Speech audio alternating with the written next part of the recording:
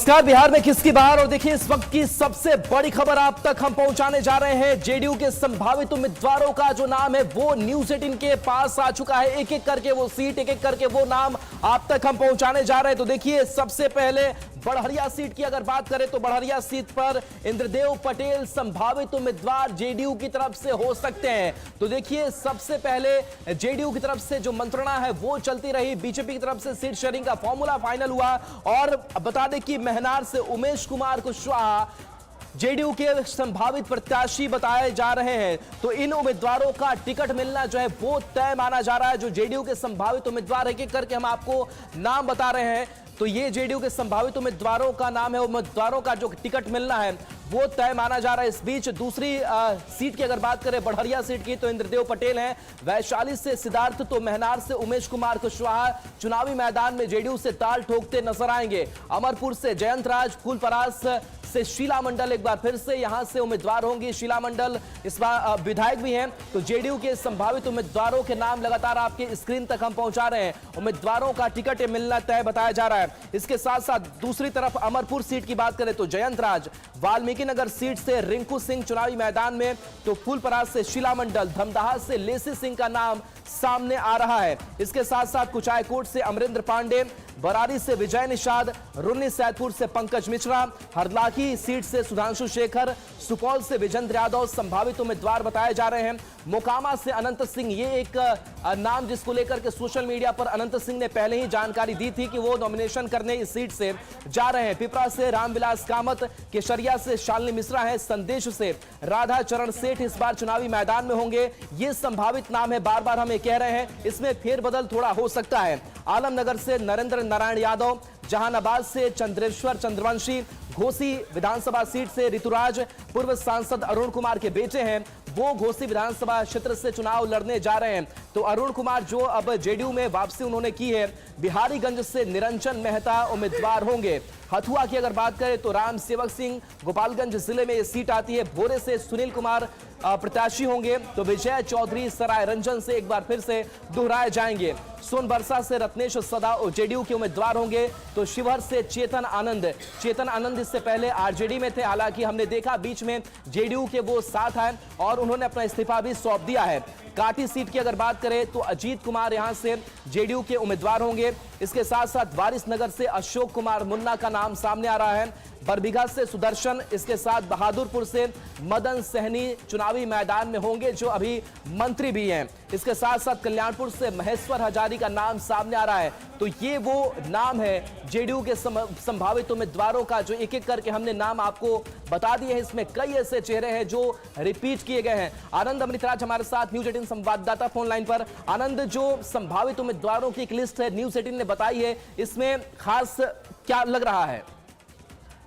देखिए, निश्चित तौर पे ये एक बार फिर से हम अपने दर्शकों को क्लियर कर दें कि ये संभावित उम्मीदवार है जिनका टिकट मिलना तय माना जा रहा है। लेकिन अंतिम समय में अगर कुछ फेरबदल होता है, जिसकी संभावना बहुत कम है, लेकिन फिर भी एक या दो उम्मीदवार ऐसे हो सकते हैं जिनका टिकट कट सकता है, उनके जगह कोई नए उम्मीदवार आ सकते हैं। लेकिन इतना तय है कि मनार से जो प्रदेश अध्यक्ष उमेश कुशवाहा, उनका टिकट लगभग फाइनल हो चुका है। वैशाली से सिद्धार्थ पटेल जो सिटिंग विधायक हैं, उनका भी टिकट तय हो गया। अमरपुर से जयंत राज जो बिहार सरकार के मंत्री हैं, भवन निर्माण मंत्री, उन्हें भी रिटेन किया गया है। वाल्मीकि नगर से रिंकू सिंह जो लगातार विधायक जीते आ रहे हैं, उनका भी टिकट रिटेन कर दिया गया है। फूलपरास से शीला मंडल जो बिहार सरकार की मंत्री है, परिवहन मंत्री, उनका भी टिकट रिटेन कर दिया गया है। इसके अलावा धमदाहा से लेसी सिंह जो बिहार सरकार के मंत्री है, उनका भी टिकट तय कर दिया गया है। बरारी से विजय निषाद जो इसके पहले सिटिंग एमएलए हैं, उनको भी टिकट दिया गया है।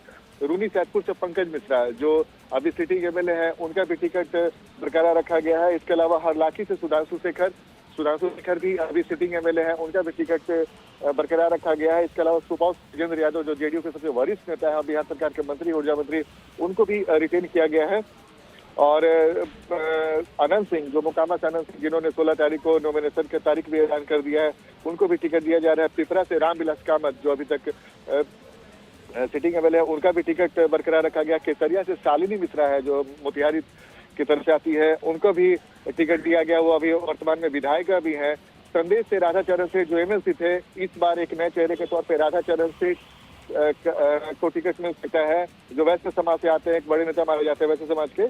आलमनगर से नरेंद्र नारायण यादव जो है लगातार इसके पहले भी विधायक रह चुके हैं कई बार, और उपाध्यक्ष विधानसभा के उपाध्यक्ष भी अभी वर्तमान में है, उन्हें भी फिर से टिकट दिया गया। जहानाबाद से चंद्रेश्वर चंद्रवंशी, ये थोड़ा इंटरेस्टिंग है। चंद्रेश्वर चंद्रवंशी जहानाबाद से इस बार लोकसभा चुनाव लड़ रहे थे 2024 में, लेकिन वो चुनाव हार चुके थे, और तब माना गया था कि जो अरुण कुमार जो पूर्व सांसद थे जहानाबाद में, वो चुनाव में खड़े हुए थे लोकसभा चुनाव में, और जिनकी वजह से माना जा रहा था कि चंद्रेश्वर चंद्रवंशी की हार मिली है। बहुत दिलचस्प है राहुल, मैं एक बार फिर से बताना चाहता हूँ कि चंद्रेश्वर चंद्रवंशी को जहानाबाद से टिकट दिया गया, और घोसी सीट है जहां से ऋतुराज जो पूर्व सांसद अरुण कुमार के बेटे हैं, उन्हें टिकट मिल सकता है।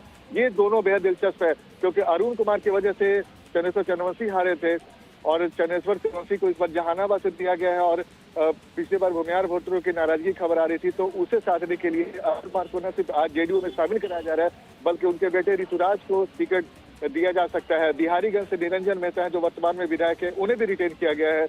हथुआ से राम सेवक सिंह जो पिछली बार हार चुके थे, वो भी पूर्व मंत्री हैं, उन्हें भी टिकट दिया जा रहा है। भोरे से सुनील कुमार जो वर्तमान में शिक्षा मंत्री हैं, उन्हें भी टिकट रिटेन किया गया है। विजय चौधरी सरायरंजन जो जेडीयू के सबसे बड़े नेताओं में से एक माने जाते हैं, नीतीश कुमार के बेहद भरोसेमंद, उनका भी टिकट रिटेन किया गया है।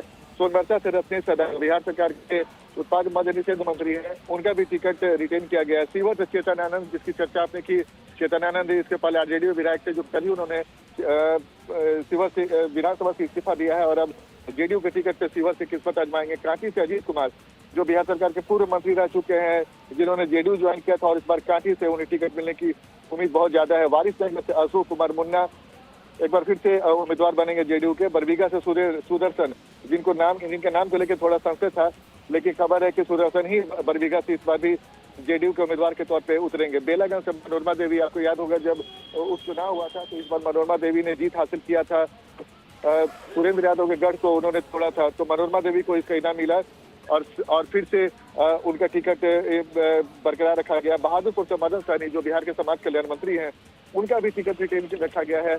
कल्याणपुर महेश्वर हजारी जो बिहार के सूचना प्रसारण मंत्री हैं, उनका भी टिकट रिटेन किया गया। तो ये कुछ ऐसे नाम थे जिसे हमने अपने दर्शकों को बताया, और क्या वजह थी क्यों इनका टिकट रिटेन किया गया है, और किन्हें नए उम्मीदवार के तौर पे मौका मिला, उसकी भी जानकारी हम अपने दर्शकों को राहुल लगातार दे रहे हैं।